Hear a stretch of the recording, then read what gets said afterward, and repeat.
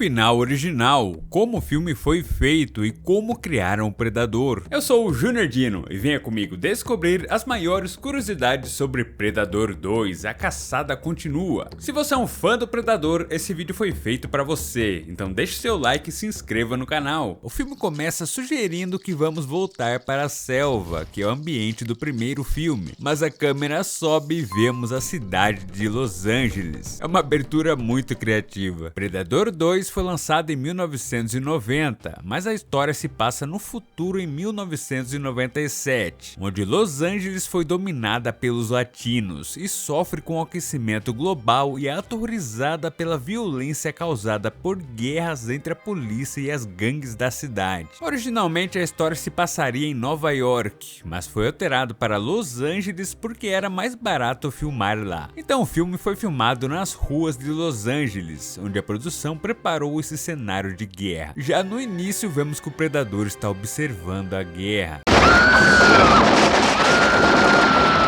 A ideia é que o alienígena é atraído pelo clima quente e pelo conflito. A visão térmica do Predador foi criada filmando com uma câmera infravermelho que era usada pela polícia, e depois essas filmagens foram coloridas no computador. A gangue de colombianos é liderada pelo terrível El Scorpio. Se você é um fã de Jurassic Park, você conhece esse carinha aqui. O tenente Mike Harrigan chega ao local da guerra. Ele é vivido pelo Danny Glover, que foi escolhido como novo protagonista devido ao seu sucesso na franquia Máquina Mortífera. Essa sequência foi dirigida pelo Stephen Hopkins, que chamou a atenção dos produtores ao dirigir A Hora do Pesadelo 5. Já o roteiro foi escrito pelos irmãos Jim e John Thomas, que escreveram o primeiro filme. A história dessa sequência tem elementos muito semelhantes com os quadrinhos Predator, Concrete Jungle, lançado em 1989. Originalmente, Arnold Schwarzenegger retornaria para reprisar o papel de Dutch ao lado do Danny Glover, mas segundo Stephen Hopkins, Arnold não voltou devido a problemas de agenda. Mike se junta à detetive Leona e ao seu parceiro e amigo detetive Daniel, que ele chama de Danny Boy. Mike é aquele policial que resolve o problema. Eles precisam entrar no prédio da gangue de colombianos, mas não tem reforços. Então Mike se arma, pega o carro, arranca a porta e dirige em direção à gangue. Para a época, uma sequência de ação muito bem feita. O tenente usa o carro como um escudo e assim uma parte da gangue recua para dentro do prédio e Mike mata aqueles que ficaram do lado de fora. Isso chama a atenção do Predador, que vê o homem diante de seus inimigos mortos, mostrando que ele é um oponente digno. Do lado de dentro, os colombianos são surpreendidos por algo que atravessa o teto de vidro e uma grande explosão acontece. Mike vai contra a ordem de seus superiores e entra no prédio. Mike, Danny e Leona dão de cara com El Scorpio, que está aterrorizado e foge para o terraço. Na beira do prédio, Mike encurrala o homem que atira descontroladamente. Então ele abre fogo e El Scorpio cai do prédio e morre em cima de uma mesa que não quebrou. Pensa no marceneiro bom. É legal notar que Mike tem medo de altura. Esse tipo de detalhe é ótimo para fazer a gente se relacionar com o protagonista. O que Mike não sabia era que El Scorpio atirava no Predador que estava usando a sua avançada tecnologia de camuflagem que conhecemos no primeiro filme. Ao se virar, Mike vê essa forma humanoide encarando ele, mas o tenente acha que está enlouquecendo. Assim como no primeiro filme, as cenas de camuflagem foram criadas com um dublê vestindo um traje vermelho. Em seguida, a cena era regravada sem o dublê. Então, no computador, eles criaram esse efeito de transparência. Os três encontram a gangue colombiana que foi misteriosamente massacrada. Um corpo até foi pendurado no teto que fica a 10 metros do chão. Quando eles viram as costas, o corpo é puxado para cima. Eu vi esse filme quando era criança, quando passou na Globo depois do Fantástico, e essa cena me deixou perturbado. Heinemann, o chefe de polícia, fica furioso por Mike ter desobedecido a ordem de não entrar no prédio. Stephen Hopkins disse que Predador 2 foi escrito como um filme de Velho Oeste. Los Angeles seria como uma cidade empoeirada e Mike seria como o xerife que é questionado por seus superiores. Mike vê um helicóptero pousando na rua e homens misteriosos entrando no prédio. Para as filmagens, eles realmente pousaram um helicóptero nas ruas de Los Angeles. Nos anos 90, a produção podia fazer esse tipo de loucura. Na delegacia, vemos o quanto essa Los Angeles é caótica. E para piorar, a polícia é perseguida por um programa sensacionalista chamado Hardcore, comandado pelo jornalista Tony Pope. Os homens do helicóptero são liderados por Peter Keyes, vivido por Gary Busey, que já havia trabalhado com Danny Glover em Máquina Mortífera. Keyes se apresenta na delegacia para o Capitão Pilgrim, porque ele e seus homens são agentes especiais que irão investigar uma gangue de jamaicanos comandada pelo King Willie, e Mike será forçado a cooperar com ele. A delegacia de Los Angeles recebeu um detetive transferido chamado Jerry Lambert. Jerry é interpretado pelo saudoso Bill Paxton, que infelizmente faleceu em fevereiro de 2017. Pela noite, a gangue de jamaicanos invadem a cobertura de Ramon Vega, um dos maiores traficantes da cidade, que estava em momentos íntimos com uma mulher. Os jamaicanos praticam voodoo e penduram Vega para iniciar um ritual macabro. Antes de matá-lo, o jamaicano diz: esse é um dos momentos chaves desse filme. A morte de Vega seria muito mais violenta, mas o filme foi proibido para menores de 17 anos. Então essa cena foi cortada, assim como a maioria da violência desse filme, para conseguir diminuir a classificação para Rated R, que permite a presença de menores desde que esteja acompanhado pelos pais ou por um responsável. Algo familiar aparece no peito de um dos jamaicanos. É a icônica mira laser do Predador. A gangue atira desesperadamente para todos os lados, assim como os mercenários fizeram no primeiro filme. Já que depois do primeiro filme sabemos quem é o Predador, essa sequência se preocupou em inovar o alienígena e deu a ele brinquedinhos novos. Atirando com um lançador, o Predador prende um dos homens na parede com uma rede que o comprime até parti-lo em pedaços. As armas do Predador foram criadas pelo Stan Winston e sua equipe, que também criaram o Predador do primeiro filme. Eles não puderam criar o lançador de rede funcional, então foi gravado separadamente o Predador atirando um dispositivo menor, e em seguida a rede apertando um boneco do gangster jamaicano. O Predador também dispara um arpão. Um lançador de arpão seria uma arma do primeiro Predador. A ideia foi descartada, mas foi usada nessa sequência. Ele também utiliza uma lança tecnológica retrátil para atravessar os membros da gangue. O Stan Winston também não conseguiu criar uma lança completa, então foram criadas 4 lanças que representavam cada passo até ela se estender por completo. A lança tem o detalhe do que parece ser couro de algum animal. É uma mistura de tecnologia com elementos tribais. É um design irado. E é claro que assim como o Predador do primeiro filme, esse Predador também usa suas lâminas de pulso duplas. O alienígena se revela e mata o último dos jamaicanos. Mike, Danny, Leone e Jerry entram na cobertura e se deparam com os cadáveres dos jamaicanos que foram esfolados e pendurados no teto, assim como o Predador fez com os soldados no primeiro filme. Eles encontram a mulher que estava com Vega viva e em choque, dizendo que o diabo veio por eles. Essa é uma referência à Ana do primeiro filme, que ficou em choque depois de ver o Predador matando Hawkins. Eles encontram um arpão disparado pelo Predador preso no teto, mas bem nessa hora, Peter Keyes chega com sua equipe e ordena que todos saem do prédio. Mike combina com Danny de voltarem ao prédio mais tarde e investigarem o quarto. O Predador estava ali quietinho, só de olho. Mas Danny vai até a cobertura sozinho. Alan Silvestre, que compôs a maravilhosa trilha sonora do primeiro filme, retornou para compor a trilha dessa sequência. E a música do primeiro filme foi bastante reutilizada, mas em cenas como essa ajuda a criar uma ótima atmosfera de suspense.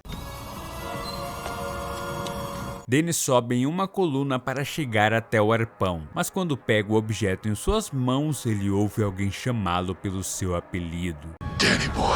No primeiro filme, aprendemos que o predador pode imitar sons humanos, reproduzindo frases e até mesmo risadas.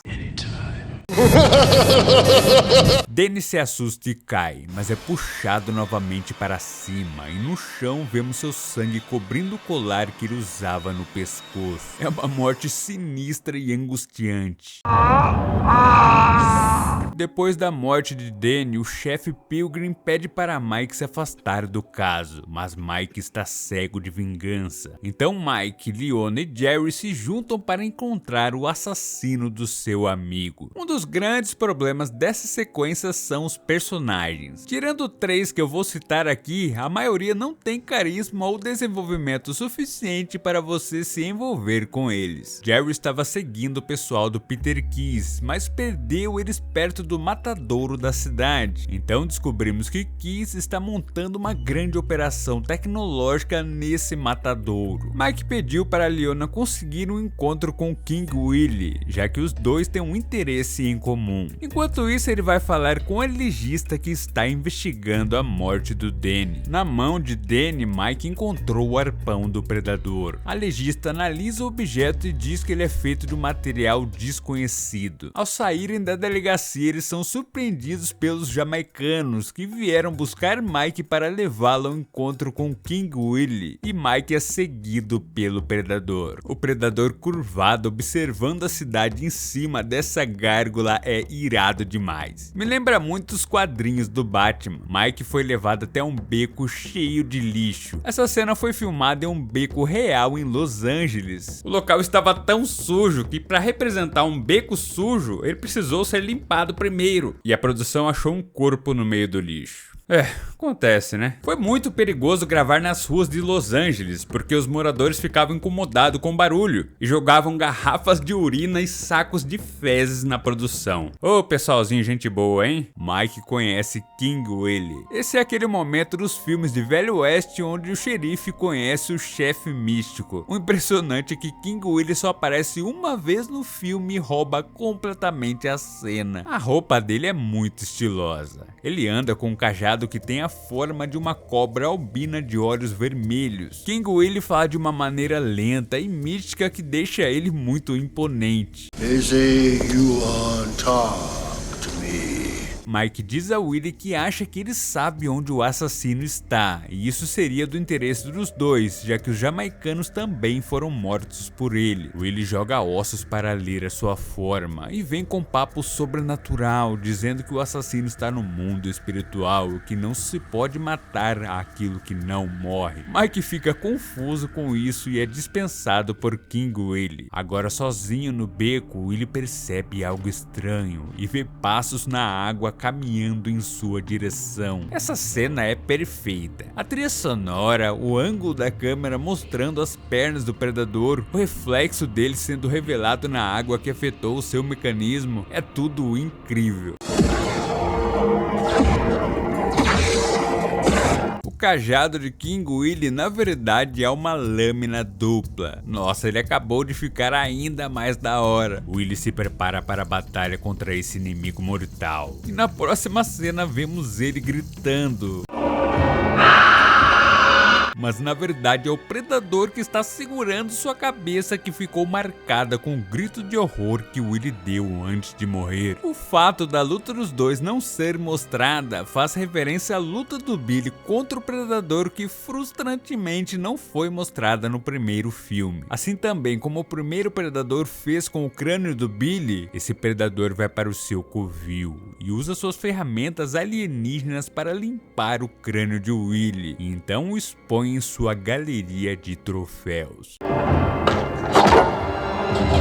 A legista revela que através de testes foi descoberto que o assassino estava em um matadouro, então os três irão até lá. Em um cemitério, uma criança brinca com uma arma de brinquedo e vê um ser transparente a encarando. E inocentemente faz uma pergunta a ele. Quer um doce? Esse moleque não sabe o risco que estava correndo. Uma das coisas que os roteiristas queriam fazer nessa sequência era mostrar o predador interagindo com pessoas comuns, já que no primeiro filme os personagens tinham treinamento militar. A ideia também era mostrar que o predador não é um psicopata. Ele tem um código de honra, que é não matar pessoas desarmadas. Esse é outro detalhe muito legal que faz com que a gente goste do predador, mesmo ele sendo o grande vilão da história. Mike coloca o distintivo de Dennis sobre o seu túmulo. Acho que não é uma boa ideia deixar um distintivo largado assim, né? E ouvimos a mesma trilha do primeiro filme quando Max se despede do seu amigo Glenn.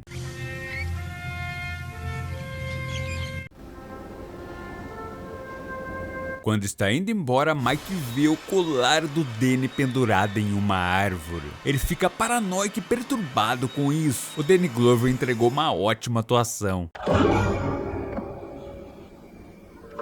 Isso demonstra que esse predador é mais sádico que o primeiro. Ele gosta de provocar os seus alvos. Provavelmente ele está matando as pessoas próximas a Mike só para brincar com ele. Leona e Jerry pegam o metrô para se encontrar com Mike em outra estação. E essa passadinha de mão que ela dá na barriga já é uma dica do que está por vir. O metrô está cheio de gangsters e civis armados que estão prestes a se matar, mas eles são surpreendidos por uma forte pancada. O predador chegou ao metrô porque estava seguindo Leona e Jerry. A criatura entra no vagão e a luz fica piscando. E em meia escuridão e sendo iluminado pelo piscar das luzes, vemos o predador matar suas vítimas. É um verdadeiro massacre. Esse filme explora muito bem a sua proposta, que é mostrar o que aconteceria se o predador fosse para uma cidade altamente populada. Jerry se separa de Leona e é encurralado pelo ser transparente. As balas são ineficazes contra a criatura e quando elas acabam, Jerry pega um facão que estava no chão. A produção usou o mesmo facão que foi usado nas gravações do primeiro filme. Jerry xinga o predador e vai pra cima do seu oponente, mas ele não tem nenhuma chance contra esse inimigo desconhecido. Leona freia o metrô e ao descer sai procurando por Jerry e ela encontra seu corpo pendurado. Leona é surpreendida pelo predador que a ergue pelo pescoço e através de sua visão descobrimos que Leona está grávida. Essa gravidez seria revelada antes na história, mas essas cenas foram cortadas para a surpresa ser maior. E eu concordo com essa decisão. Foi uma boa surpresa, porque aparentemente não tinha como ela escapar de ser morta pelo predador. Leona estava armada e mesmo assim foi poupada pelo predador porque seu outro código de honra é não matar mulheres grávidas. No metrô, Mike procura pelo corpo de Jerry. Quando anda pelo túnel, ele vê o assassino arrancando a cabeça de Jerry junto com a sua coluna vertebral. O predador foge para a rua, atravessa a multidão, pula sobre os veículos e escala um prédio. Em seu carro, Mike procura pelo predador. Eu gosto como os prédios são mostrados de baixo para cima, como se fosse uma selva de concreto. Mike encontra o predador, mas seu carro é atingido por outro veículo dirigido pelos homens de Kiss, que o levam para dentro de um caminhão. O predador escala um prédio e assim como o primeiro predador fez com o crânio do Billy, o alienígena segura o crânio e com a outra mão ergue a lança dando rugidos de vitória e atraindo os raios da noite. É uma cena muito imponente. É tão icônica que se tornou o pôster do filme. Essa cena foi realmente gravada no edifício Eastern Columbia, em Los Angeles. Originalmente o predador subiria no edifício Chrysler, quando a história ainda se passava em Nova York. Inclusive, essas gárgulas são uma réplica exata das gárgulas do edifício Chrysler. Dentro do caminhão, o agente Garber conta para Keys que Mike foi pego pelos agentes. Agora é aquela hora em que tudo é explicado para o público. Keys revela a Mike que há 10 anos atrás uma espécie desconhecida eliminou uma tropa de elite na América Central e só houve 2 sobreviventes. No monitor vemos agentes usando trajes especiais investigando a área que foi devastada pela bomba de autodestruição ativada pelo primeiro predador. Também vemos imagens da Ana, que foi interrogada pela equipe de Keys. A atriz Elpidia Carrillo gravou a cena do interrogatório, que acabou sendo cortada do filme. Na novelização oficial do filme, é revelado que Dutch estava sofrendo de envenenamento depois de ser exposto à radiação da bomba do predador. No hospital, ele também foi interrogado pela equipe de Keys, mas Dutch fugiu e nunca mais foi encontrado. Keys diz que essa espécie alienígena já esteve em outros lugares do mundo e caça os humanos como troféus, assim como os caçadores fazem com os animais. Rastreando esse novo alienígena, eles descobriram que ele vai a cada 2 dias até um matadouro para se alimentar de carne de vaca. Olha só, agora sabemos que os predadores são carnívoros. Nunca achei que fosse vegetariano. Keys é o único personagem da franquia que chamou esse alienígena de predador. Nós preparamos uma armadilha para esse predador. Eles encheram o matadouro com poeira radioativa para tornar o alienígena visível. Keys descobriu que o predador vem infravermelho rastreando o calor. Então ele e sua equipe vestiram um traje especial que isola o calor do corpo. Irão tentar capturar a criatura congelando ela com armas de nitrogênio líquido, porque Keys tem interesse na tecnologia do predador. Mike fica no caminhão com Garber observando as câmeras dos agentes enquanto Keys entra com sua equipe no matadouro. Eles usam lanternas e luzes ultravioleta para iluminar o local. O predador entrou no matadouro, mas sabe que tem algo errado. Essa cena dele tentando ver a equipe é muito da hora. O predador tem vários modos de visão e em um deles consegue ver vários feixes de luz. Mike sacou que o predador está vendo as lanternas, então faz um agente de refém para conseguir sair do caminhão. O predador pula no meio dos agentes e com sua lança ataca cada um deles. Através das câmeras, Garber observa os agentes sendo mortos. Essa cena é uma homenagem direta a Aliens: O Resgate, onde os marines são emboscados pelos aliens e suas câmeras mostram eles sendo atacados. Mike vai até o seu carro, onde veste um colete e se arma para enfrentar o predador. Assim como o primeiro predador, esse também tem um canhão de ombro. Olha que louco essa cena do canhão sendo ativado. O predador atira em um dos agentes, isso ativa o sistema de incêndio que joga água sobre todo o matadouro. O alienígena retrai sua lança e vai em direção a Keys, que foi o único que sobreviveu. A sorte é que Mike explode a entrada e entra no matadouro, chamando a atenção do predador. O maneiro é que o predador simplesmente gira o canhão e atira no Keys sem nem olhar para trás.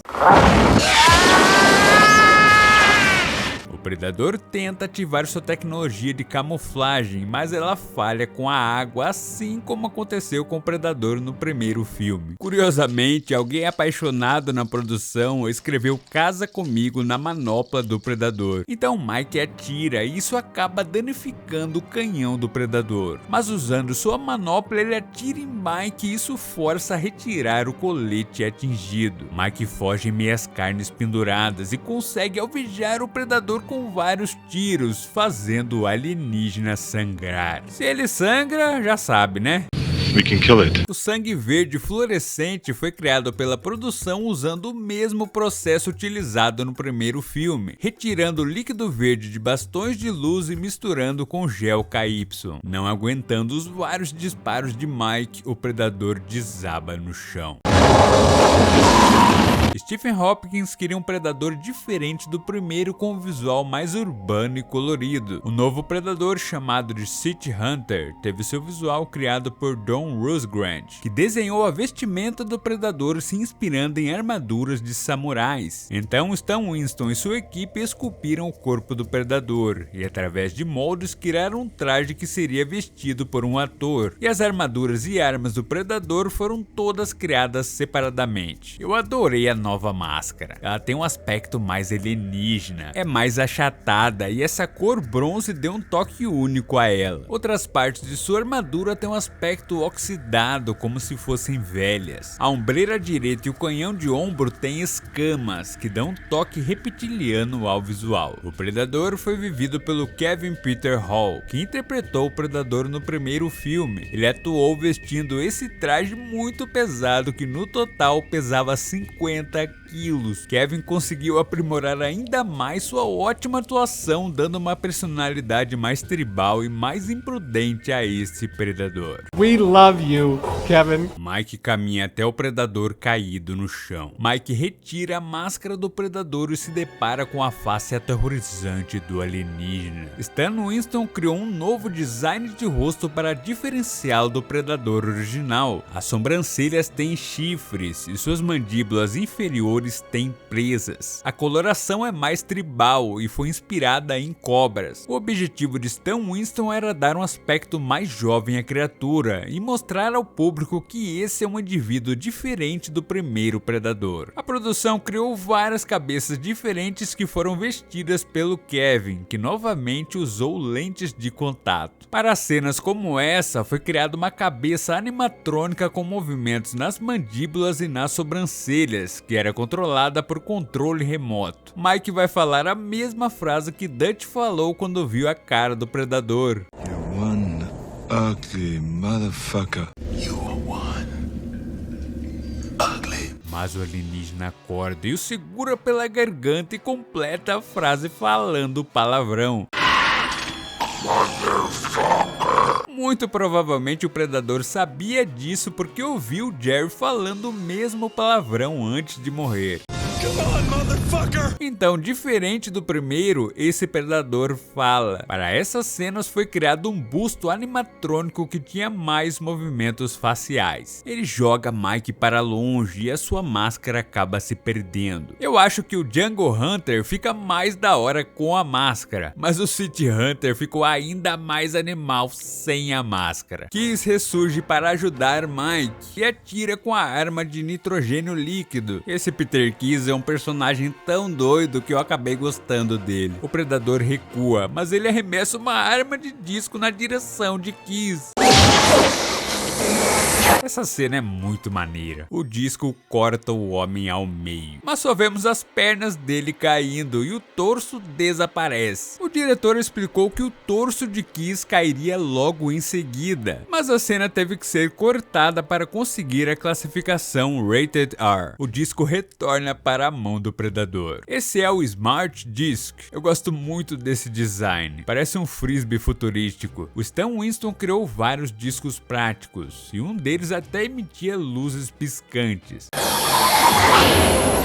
Mike foge subindo as escadas e vai parar no terraço. O Predador está escondido esperando por ele com sua lança. O alienígena está usando o respirador para auxiliá-lo a respirar o ar da terra. A intenção desse respirador é fazer o Predador parecer mais fraco. O Predador joga a lança em Mike, mas ele desvia. Então o tenente pega a lança e vai para cima do alienígena e os dois caem do prédio. Mike caiu na beira do prédio e o Predador usou o seu disco para se pendurar. Parte dessa cena foi gravada no estúdio, mas outra parte foi realmente filmada com Danny e Kevin pendurados no topo de um prédio, presos por cabos de segurança. É muito legal como esse filme explorou muito bem os ambientes da cidade. Os becos, o metrô, o cemitério e agora os prédios. O Predador fala a mesma frase que ouviu o jamaicano falar.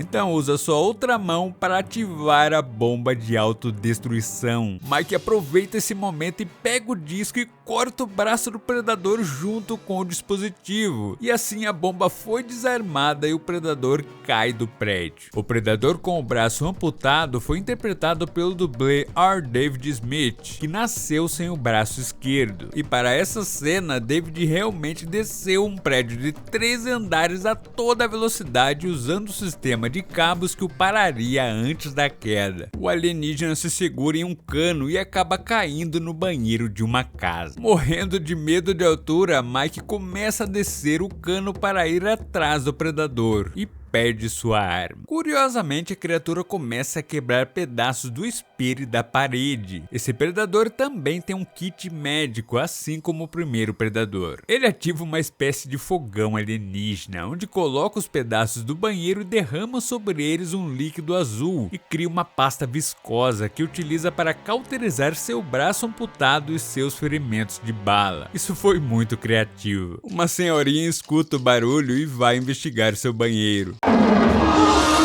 Eu achei esse toque de humor muito inusitado. A Dona Maria pega a vassoura e nessa hora o alienígena arrebenta a porta do banheiro e foge do apartamento. Mike persegue o predador que desceu pelo poço do elevador. Ele se pendura nos cabos e, para não ser esmagado pelo elevador, ele se joga e cai em um buraco no fundo do poço. Mike vai parar na nave do predador, que agora tem um design diferente da nave que aparece no início do primeiro filme. Como uma nave desse tamanho parou no subterrâneo de Los Angeles sem ninguém ter visto nada? Uma das teorias é que a nave tem a mesma tecnologia de invisibilidade do traje do predador. Anos depois, Alien vs Predador confirmou que as naves têm essa tecnologia. Mike entra no covil do alienígena. Esse era um cenário criado pela produção em fibra de vidro. O interior da nave foi inspirado nas arquiteturas maias e astecas, que representavam seus deuses. Se você olhar com atenção, poderá ver a forma de criaturas alienígenas. Outra ideia é que a nave e seu interior deveriam refletir o aspecto reptiliano do predador. Então no teto tem um grande objeto que se parece com o olho de um réptil. O local deveria representar o clima quente do planeta dos predadores, e o vapor no chão foi criado com gelo seco. Mike encontra a galeria de troféus do predador, que exibe o crânio de King Willy. Esses crânios foram todos criados pelo Stan Winston a partir de artes conceituais de criaturas alienígenas desconhecidas, mas uma delas é bem conhecida. É o crânio do Alien de Aliens: O Resgate. Na época, os quadrinhos Aliens vs Predador estavam bastante populares. Então, Stephen Hopkins teve a ideia de colocar esse crânio como uma piada. Isso não seria um problema, já que a Fox também tinha os direitos da franquia Alien. Mike é preso pela rede disparada pelo Predador, mas a sorte é que ele estava com o disco na mão e consegue cortar a rede. Os dois lutam. Mike tem sua barriga cortada e cai de joelhos, mas o predador não esperava que Mike enfiaria o disco bem no meio de sua barriga, fazendo ele dar um grito excruciante de dor. O predador cai e some no meio do vapor. Suas mandíbulas ainda se movem, mas o alienígena não resiste e morre. Mas Mike tem sua cabeça marcada pelo laser de outro predador e rapidamente é cercado por uma tribo desses alienígenas,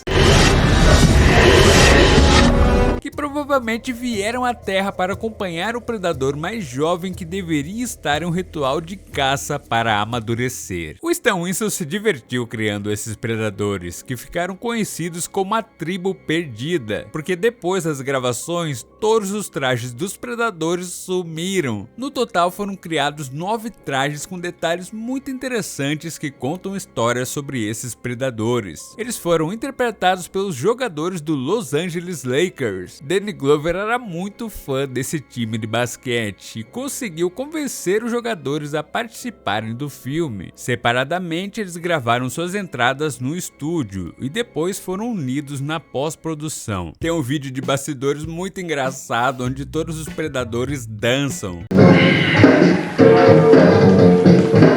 Esse aqui é o Lost Predator. Ele chama a atenção porque tem uma armadura tecnológica muito irada. Esse é o Stalker, sua máscara é muito bonita. Esses são o Xamã, que tem um visual mais místico, e esse é o Warrior, que usa uma máscara semelhante à do Stalker. Esse é o Snake, ele parece usar pele de animais, isso cria um visual bem da hora. E esse é o Guardian, a máscara que ele está usando foi originalmente criada para o Predador do primeiro filme, mas o design foi alterado para algo mais simples. Esse é o Boar, que usa uma máscara com detalhes em dourado, e esse é o Scout, que usa exatamente a mesma máscara do primeiro Predador. E esse é o Greyback, o ancião do grupo. Para sua criação, o Stan Winston utilizou o mesmo traje do Predador original e modificou a cabeça para fazê-lo parecer mais velho. Greyback também foi interpretado por Kevin Peter Hall. Esse é o último filme dele interpretando o Predador. Infelizmente, Kevin faleceu em 1991. O visual de Greyback sugere que ele já esteve na Terra muitos anos atrás, porque em seu braço direito vemos o emblema da infantaria dos Estados Unidos que lutou na Primeira e na Segunda Guerra Mundial. Como o Mike é casca grossa, ele pergunta para os predadores: Tudo bem.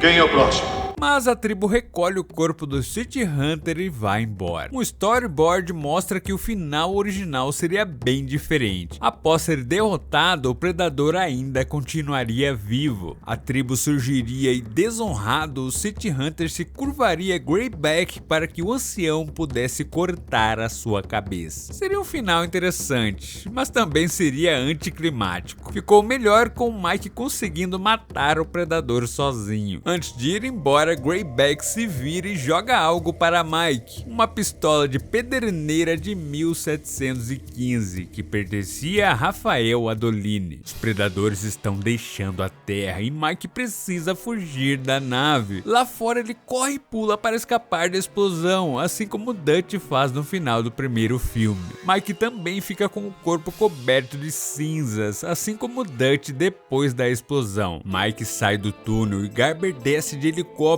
e fica furioso porque não conseguiram capturar o predador, mas Garber vai embora quando a polícia aparece. Empunhando a pistola, Mike diz: Você terá outra chance. E então o filme termina mostrando o helicóptero e fazendo uma referência ao final do primeiro filme. Os irmãos Thomas estavam trabalhando em uma continuação que contaria a história da pistola que Mike ganhou, mas a Fox ficou decepcionada com a bilheteria e os críticos detonaram o filme. Isso congelou a franquia por 14 anos até o lançamento de Alien vs Predador. Mas o filme Prey de 2022 contou a origem da pistola. Então, Predador 2 não tem o Arnold e nem muitos personagens cativantes, assim como o primeiro filme. Mas a história inova ao mostrar o Predador na cidade e explorar muito bem essa ideia. Danny Glover carregou esse filme. Ele é muito carismático, tem peso em tela e entregou uma ótima atuação. O filme melhora muito quando Mike enfrenta o Predador sozinho. Eu adorei o King Willy e o personagem maluco do Peter Keyes também é muito legal. Mas o novo Predador é o grande destaque. O Stan Winston continuou fazendo um ótimo trabalho criando um visual único para o Predador e dando a ele novas armas muito criativas e divertidas. O maior acerto do filme é trazer um Predador mais tribal e mais sádico que o primeiro e também expandir muito mais a mitologia desses caçadores alienígenas. E é claro que nada disso seria possível sem o Kevin Peter Hall, que entrou na pele desse alienígena e aprimorou ainda mais seu trabalho que já era espetacular no primeiro filme. Não é melhor que o primeiro filme, mas é uma sequência decente, com um bom protagonista, com boas sequências de ação e introduz novos elementos que enriquecem ainda mais a mitologia do Predador. Agora é a hora da pergunta e a sua resposta pode aparecer no final do próximo vídeo. O que você achou do visual do City Hunter? Então um abraço do Dino e até o próximo vídeo.